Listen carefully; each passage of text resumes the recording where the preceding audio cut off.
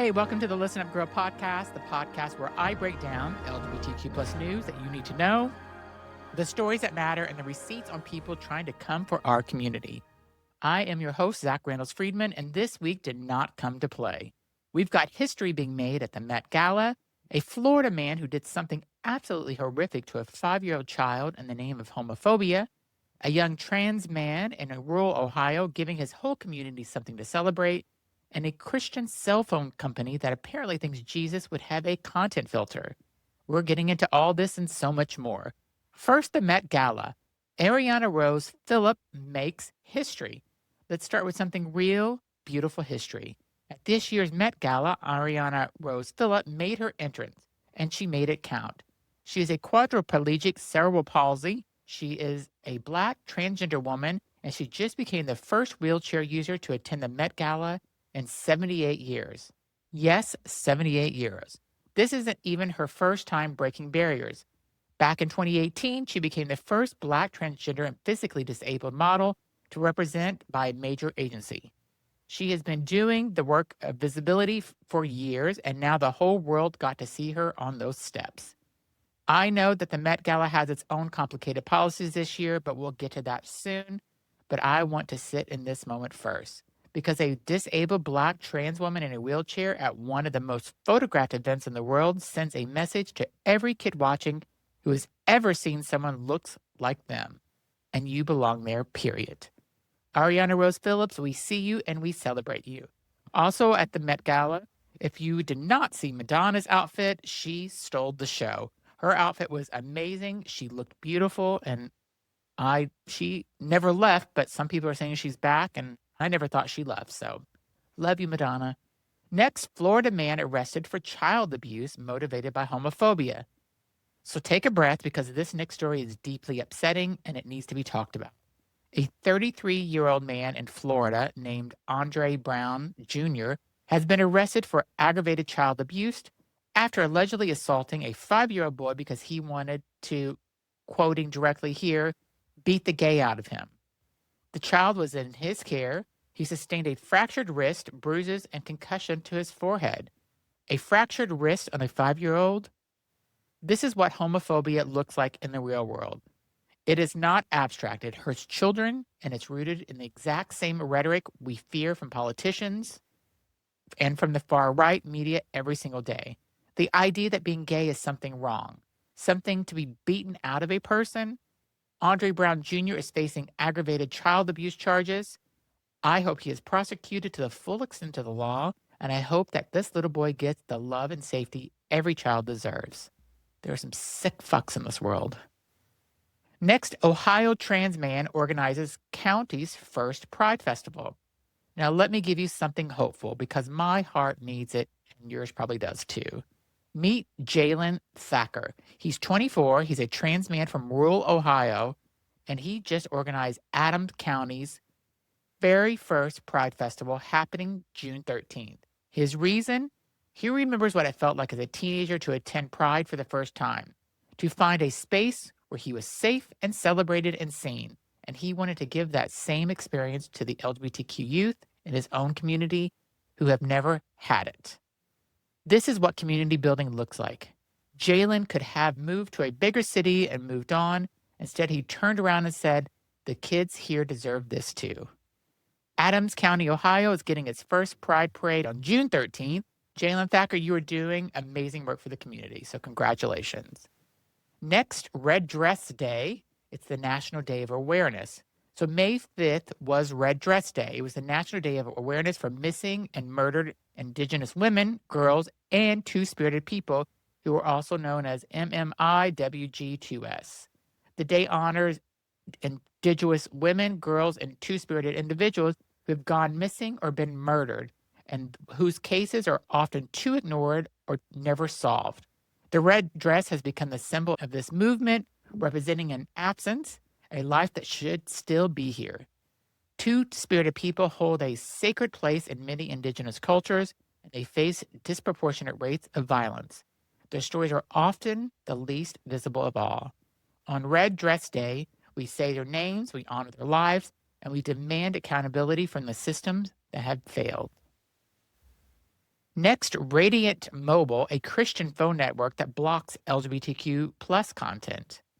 So Christian cell phone company, let's get into it. Radiant Mobile launched on May 5th, positioning itself as the first U.S. network to block both pornography and LGBTQ plus content because they think it's the same.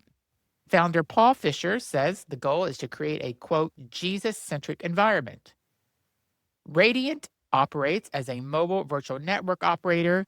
They lease bandwidth from larger carriers and they layer their own content controls on top. Think of it as the orange convicted felon's Trump mobile, but with a crucifix. Here's the thing. You are legally allowed to build a phone network. You are legally allowed to market to a religious audience.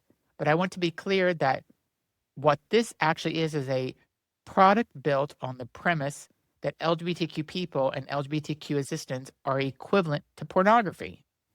That's the framework, and that is harmful because it teaches families that gay people are something shameful to be hidden. Full stop.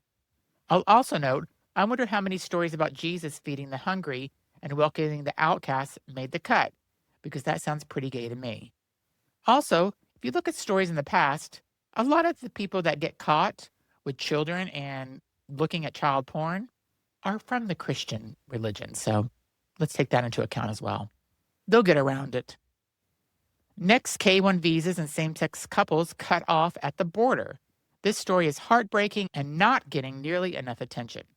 Same-sex couples are trying to reunite in the U.S. through the K-1 fiancé visa, now effectively out of options.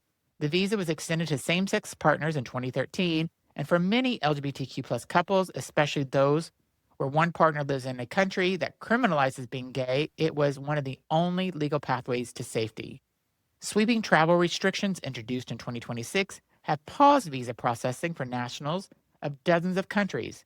That pathway has now effectively closed. There are couples now engaged in love waiting for years for this visa who are separated by borders, and one of those partners may be in a country where they could be imprisoned or killed for who they are, and the door has been slammed shut. This is not bureaucracy of inconvenience. For some, these couples, it is a matter of survival. We'll keep following this story and bringing you more updates as they come. Going back to the Met Gala, there's criticism from Bezos and other optics of executives. So the Met Gala, for another moment, because while we celebrated Ariana, there's another side of that event that deserves scrutiny. The Met Gala has come under increasing fire as a symbol of extreme wealth and inequality. Amazon CEO Jeff Bezos served as an honorary chair this year, and critics argue that his presence at the event, dripping in luxury while Amazon workers continue to face serious labor concerns, is a lot to stomach. The argument is complicated. This is extreme wealth cosplaying as culture. And the more billionaires plant their flags in these spaces, the harder it gets to pretend the event is about art. It can be about both things. Ariana's moment was real and it was historic, and the broader circus around her is worth calling out. Next, Minnesota Aurora FC signs first trans player. So some good news from the world of sports. Finally, Minnesota Aurora FC, a women's soccer team in the USLW League, has signed its first transgender player. Isaac Ranson, a trans man, and he'll join the club this summer as their first new goalkeeper. The Aurora Club president, Sarah, said that the team believes everyone deserves an opportunity to play soccer and that they are glad to provide a safe environment for Isaac to continue for what she calls his stellar star. She added that players, coaches, and the full organization are unified in welcoming him. And that's what inclusion actually looks like. Not a policy statement, not a PR moment, a team saying, you belong here and we've got you. Welcome, Isaac, and go get those saves. Next, right-wingers freak out over ABBA pregnancy TikTok. I need a palate cleanser after all that, and this story delivers. A pregnant woman posted a TikTok showing herself playing ABBA's Gimme, Gimme, Gimme with a speaker held to her belly.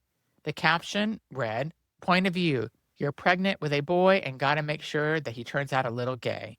It was a joke, a funny, loving, very online joke. The right wing has lost their mind. Right wingers, people who are genuinely believe ABBA is a weapon of gay indoctrination, spent their weekend being upset about a pregnant woman's sense of humor. Meanwhile, the rest of us were just over here bopping to Waterloo and living our lives. If ABBA makes you gay, we would have figured that out back in 1974, so just relax a little bit, right-wingers. Next, Tommy Dorfman exposes transphobic text on Instagram.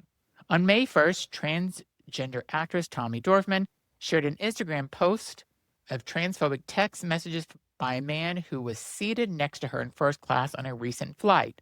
The man had apparently sent the same hateful messages to at least 7 different people on the plane on his phone.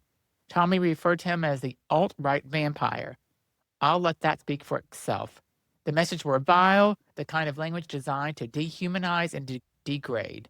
And the fact was that texting to 7 people like it was a casual conversation tells you everything about the culture of casual, consequence-free transphobia that still exists.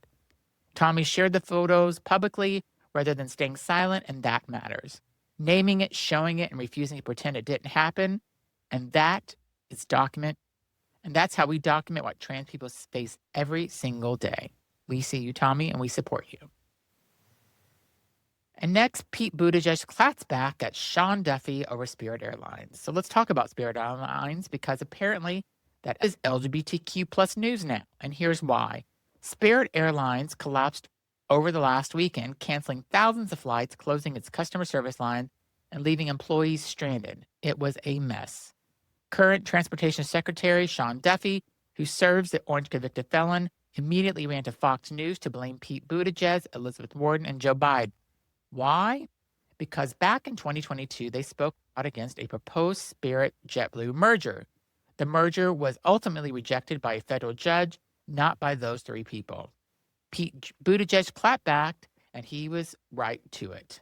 The administration that has spent months dismantling consumer protections and gutting federal agencies does not get to point fingers on when an airline implodes.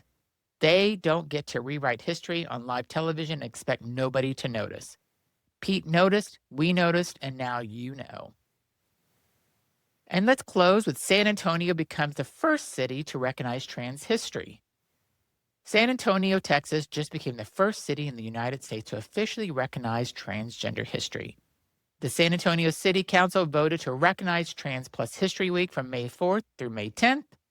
Rain Garcia of trans organization Unfiltered Wings was there when the vote happened and said, and I love this quote, "This is right here why I love San Antonio, because I would always say it loud. San Antonio has no home for hate."